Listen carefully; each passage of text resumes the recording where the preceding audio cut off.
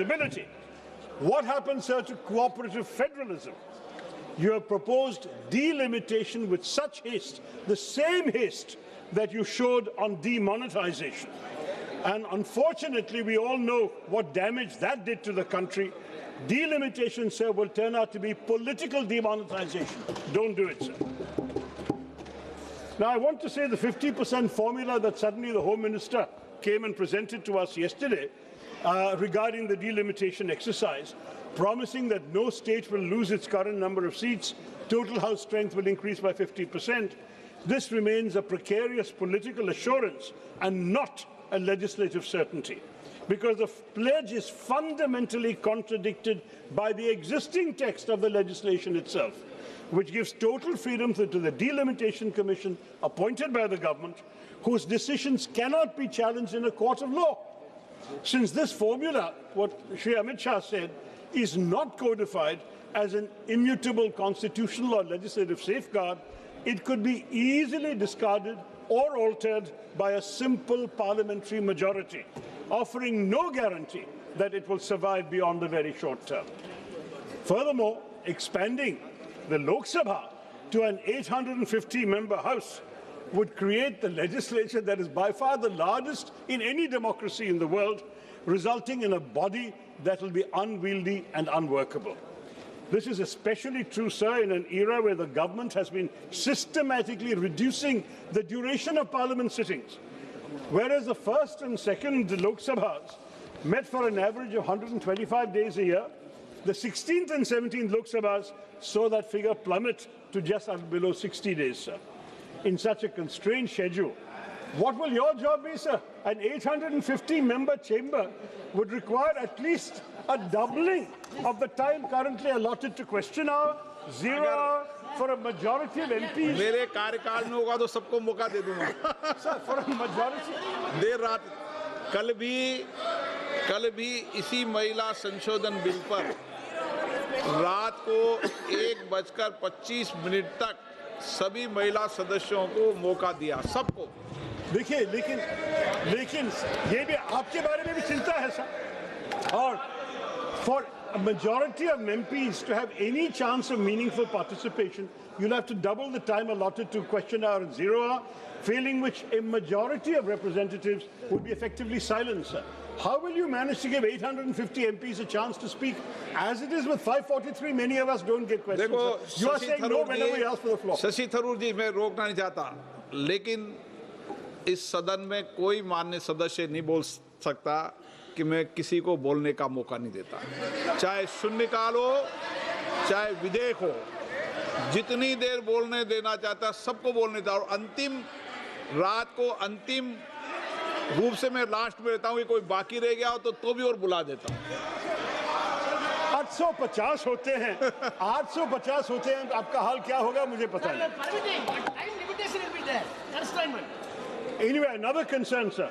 नहीं, राजा जी first timer को विशेष रूप से बोलने का मौका देता हूँ। कोई फर्स्ट टाइमर ऐसा नहीं बोल सकता कि मुझे बोलने का मौका नहीं। Sir, let me continue, sir. Another concern is while the size of the Lok Sabha is being expanded in the government's proposal, there is no corresponding proposal to increase the strength of the Rajya Sabha. Raises a serious structural concern, sir. This alters the relative balance between the two houses. In the event of a joint sitting, the significantly larger Lok Sabha would dominate the voting process, and the imbalance would also extend to the elections of President and Vice President, where each MP casts an equal vote. So we are amplifying our own House and our own weight without, unfortunately, giving any heed to our colleagues in the upper house. And you can imagine, if the upper house is the chamber of states, then you can understand the concern of states that their weightage is not being respected, sir. Now, these are all problems, Mr. Speaker, that cannot be solved by a simple calculator. They require a great compromise. A historic settlement is needed in our country that ensures that no region feels diminished. And, sir, even though one of the BJP speakers had criticized me for making some suggestions from international examples, let me say there is no harm in looking to international examples where diverse unions have grappled with this exact tension. In 1787, the American framers, for example, faced a deadlock between large and small states. And so they led to what was called the Connecticut Compromise, where their solution was a bicameral legislature, a House of Representatives based on population, and a Senate where every state, regardless of size, has exactly 2 seats. So you may be a tiny state like Goa or Sikkim, and you might be a gigantic state like UP, you'd have the same number of seats in the upper house. That's one idea. I'm not saying we should adopt it, but we should discuss it. Another idea, say the European Parliament. They use a system of principle of digressive proportionality, where larger seats do have more seats than smaller ones. So larger states will have more MPs, but smaller states are given more seats than a strict population ratio would justify. So it is true that in Europe, in the European Parliament, a Maltese MP will represent only 80,000 people. A German MP will represent 8 lakh people. But it doesn't matter, they stay united. So we need to consider these options. We are a union of states, sir.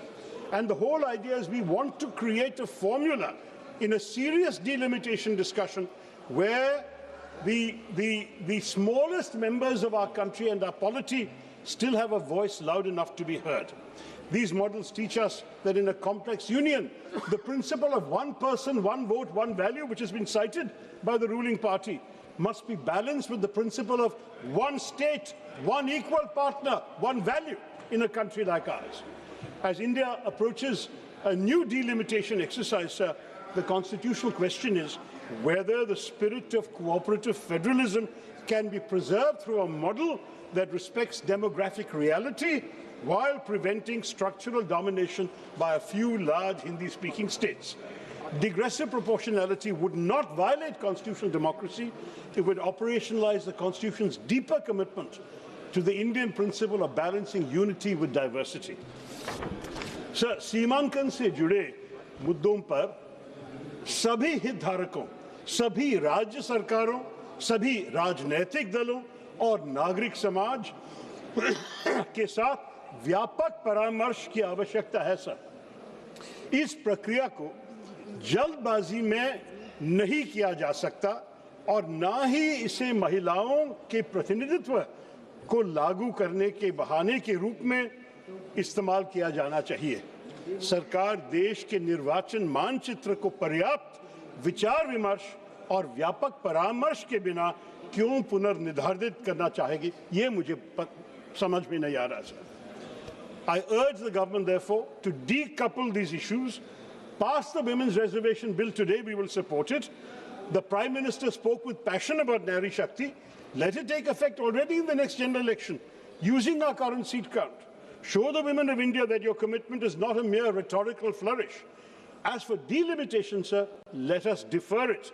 Let us constitute a formal mechanism, perhaps a JPC, sir, to debate a new federal settlement that protects the interests of all states.